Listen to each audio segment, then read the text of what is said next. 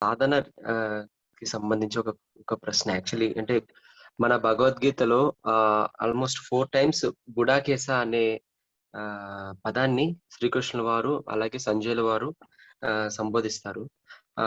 Actually ఈ గుడాకేశ అనేది అంటే నాకు తెలిసిన అర్థం ఏంటంటే నిద్రను జయించిన వాడు అని. బట్ నిగూఢ అర్థం ఏమిటి అనేది నా సందేహం గురుగారు. అలాగే అర్జునుల వారు ఈ గుడాకేశ అనేది అంటే అర్జునుల వారిని సంబోధిస్తున్నారు కదా! ఏ సాధనలు చేశారు? ఏ విధంగా ముందు అంటే భారతంలో ఏ విధంగా చేసి ఉంటారు అనేది కొంచెం తెలియజేస్తారా గురుగారు? Thank you. ఏం లేదు, ఏదో లోతుగా ఉన్నదని అనుకోవటమే కానీ గుడాకేశుడు అంటే 2 అర్థాలు ఉన్నాయి. ఒకటి నిద్రను జయించిన వాడని, ఇంకోటేమో ఈ జుట్టుని అలా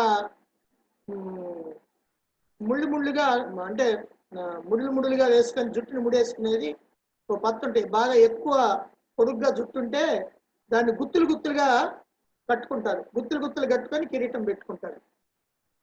అలా గుత్తులుగా పెట్టుకున్నాడు కాబట్టి గుడ కేశుడు. కేశం అంటే జుట్టు, గుడ అని అంటే గుత్తులని, అది ఒక అర్థం. గుడాకేశుడు అంటే నిద్రను జయించిన వాడని ఒక అర్థం. అంటే యుద్ధాన్ని గురించి ఆలోచిస్తూ ఎక్కువగా నిద్రపోకుండా మేల్కొని ఉంటాడని నిద్రను జయించినవాడు.